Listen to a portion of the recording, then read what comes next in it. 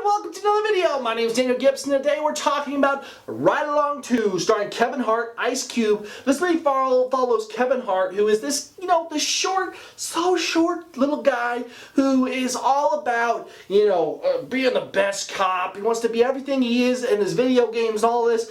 And he's engaged to Ice Cube's sister, who, Ice Cube is this guy who is what he wants to be in some senses. He's that bad cop. He's basically Ice Cube in every movie. Let's just say that first. He's just that, whatever, get out of my way, I'm gonna punch you kind of guy. You know what I mean? His normal face. And so, they're the standard characters. We saw him in Ride Along 1. We know that the wedding is looming. He is now on the police force, and he is just so pumped and ready for action.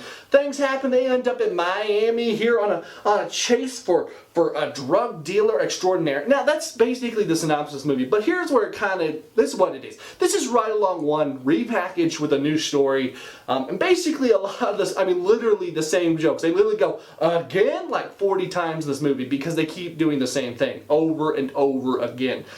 On a high note, this movie definitely had some laughs. But here's the low note. Every laugh you saw was in that commercial. This Ride Along 1. There's nothing to surprise you here. The story's predictable. The laughs, you've already heard them like 150 times because this movie has been broadcasted everywhere and thrown in your face. So there's that. This movie is just exactly what you expected to be going into it. You've already seen it before, and you've seen it on all commercials that you've seen so far. Whew. I don't mean to beat up on this movie too bad. I don't mean to say I didn't enjoy parts of it. There were some laughs, there was definitely some good things. Kevin Hart's a really funny guy. Him and Ice Cube actually have a decent amount of chemistry, and the most you can with Ice Cube, to be quite frank.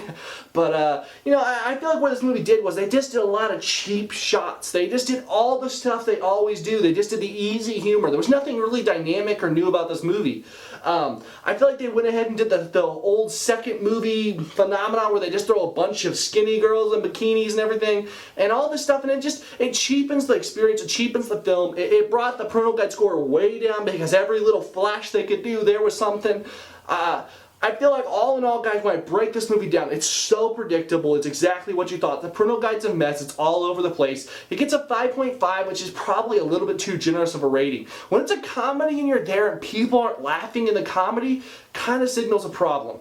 And so that's what it comes down to. It's got some decent humor throughout it, but you've seen it before. It's a carbon copy movie. So I have to say, if you're really feeling like going and seeing Ride Along 1 or Ride Along 2, just see that Ride Along 1 because you've already seen the movie. Let me know in the comments down below, guys. Are you going to see Ride Along 2 this weekend? We weren't going to go see this one, but I felt like it was a little bit maybe better of a review. Tomorrow, we're going to see 13 Hours, which that's the movie I'm pumped for this weekend. It's got John Krasinski in it. He's not playing Jim. It's completely opposite, obviously, but I think it's going to be a fun movie. Or a good movie. I'm excited for that, but let me know in the comments down below what you are, guys. If you like what we do here, please hit that like button and that subscribe button to see all that we do here, guys. I appreciate every one of them. As always, I'm Dan. God bless, and we'll see you next time.